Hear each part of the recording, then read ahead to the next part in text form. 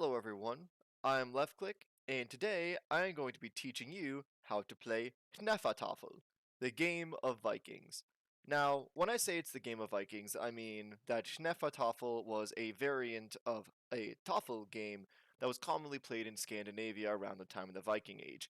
We know that it was played due to two main sources. One is from the Norse saga, specifically the Hervarar saga, the Egil Skalla Grimsson, Icelandic sagas that detail events surrounding the Viking Age from the 8th century all the way up to the 11th century. Now, these sagas were usually written maybe 200 or 300 years after the fact, or after the events of the sagas took place.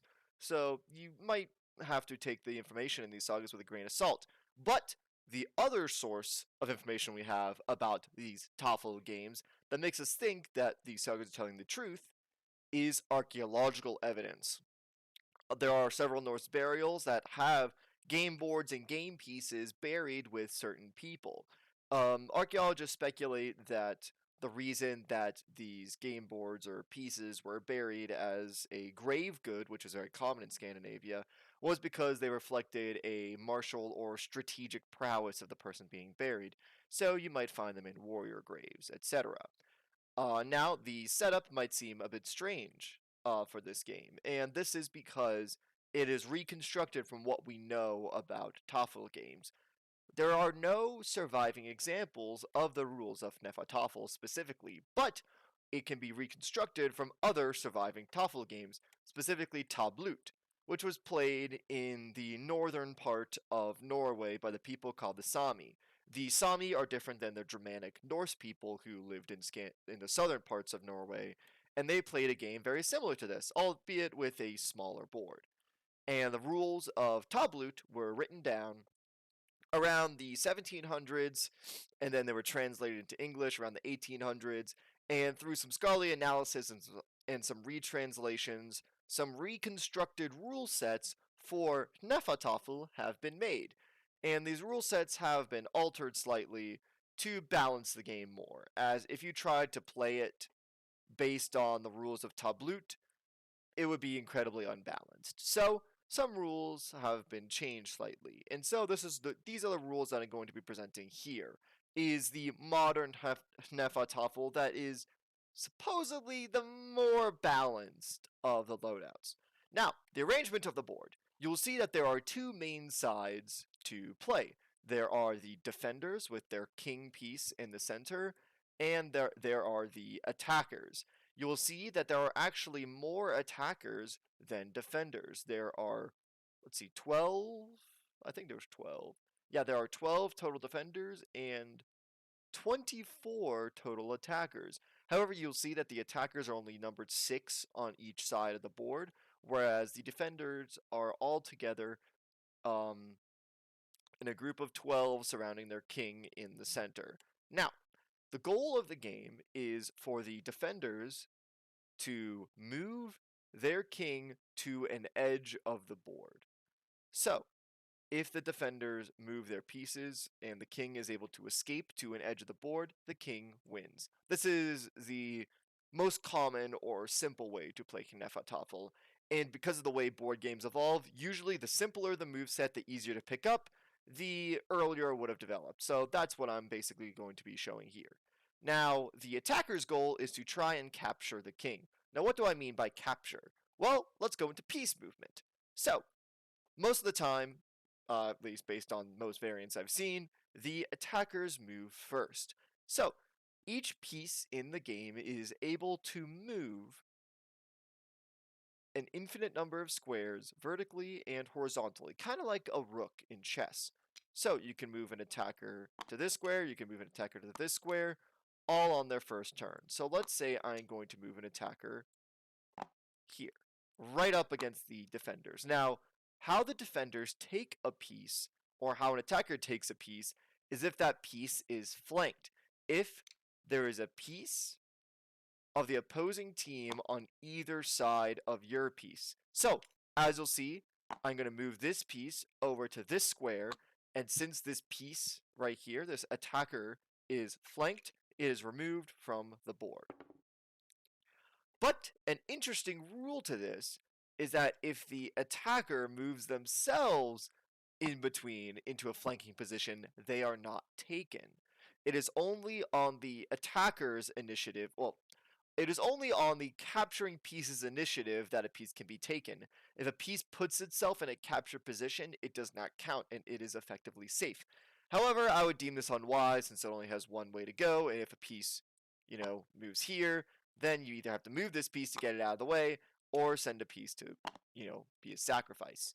Now, how does this play in the long game? Now, generally, what you would expect in games of Hnefatafl is the defenders would attempt to develop their pieces. So let me just do some moves here to try and get some pieces out of the way. Let's take this defender piece, take this attacker piece. All right, so let's say the defenders make a move to open up their king here. Now, the king will be able to move. Let me just put this piece here. The king will be able to move off of this throne piece. Now, the interesting thing about this not throne piece, the interesting thing about this throne space is that attackers cannot access it. So, let's say that I move one piece here, one piece here, one piece here, whatever. This attacker will not be able to move onto this space. This space can essentially be only occupied by the king. Defenders also cannot move onto the space or move past it.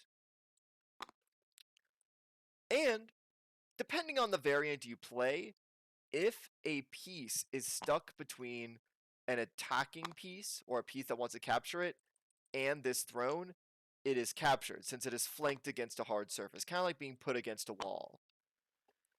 Now, how does the game end? As I've already said, the game ends if the king is able to move to a space at the edge of the board, or if the king is captured by the attackers. So, let's say the king moves to this space, an attacker moves here, defender moves here, attacker moves here, boom, the king is flanked, it is captured, and the attackers win.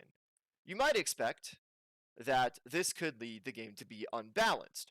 Well, the variant that I'm playing allows the king to participate in captures. So let's say that you have this board orientation here. The king is here, it's about to be captured if this piece right here moves to this space on its next turn.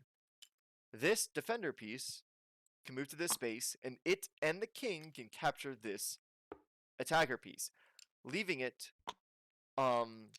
somewhat well defended against this piece trying to take the initiative to capture it. And this is basically the basics of Hnefatafl. One minor thing that could happen in some variants is that these corner pieces that you see marked right here can count as capture spaces. So, for example, if this piece right here is stuck between a defender piece and this corner, this attacker will be captured since it's put against a wall, kind of like how the throne works. And that is basic Hnefatafl. I hope you have fun playing this game. You can find variants of Hnefatafl at your local tabletop store. Oh, Jesus Christ. You might be able to find Hnefatafl on Tabletop Simulator, as I have, with these really beautifully textured models. They even have a little bit of wooden texturing here to make it seem like they're hand carved as pieces were in the Viking Age. I'm a huge fan of this setup here. Now, some variants you will find of Hnefatafl will have the attacker pieces. Let me just reset some of these pieces. Now, the variants of Hnefatafl, they vary widely because the game was reconstructed from rules of other games that we're not particularly certain of.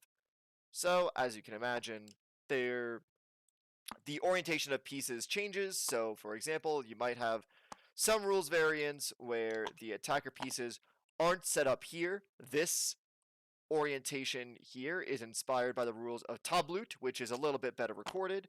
Instead, you might have some variants where the attacker pieces are set up like this, where they're a little bit more forward and you have a space in between. You could have some variants that instead of being played on an 11 by 11 board, They could be played on a 13 by 13 or 9 by 9 board, as tablut is. You could have variants where there is no throne piece or that the corner pieces are not solid. You could, well, throne spaces and corner spaces, my mistake. You could have variants where the king is unarmed. By that I mean that the king cannot participate in captures. And these are all minor variants, and you can experiment to see what is best for your style of play. But I find that in order to balance the fact that the attackers go first and have more pieces, having these corner and throne spaces and having the king able to play in captures leads to a more balanced game. And depending on your play style, whether you play the defenders more aggressively or more defensively, can also determine the balance of play. I hope you have enjoyed this video. It's a little bit different than the normal content I put out, but this is something that I'm a little bit passionate about, as I am a huge Nordic Scandinavian freak. I'm a Sveaboo, as some of my friends have said, and I find this game very intriguing, and I hope it gets more attention. So, this is a basic guide about how to play Hnefatafl, and I hope you take this knowledge with you and raid your local board game shop, buy Hnefatafl, and play with your friends. Until next time.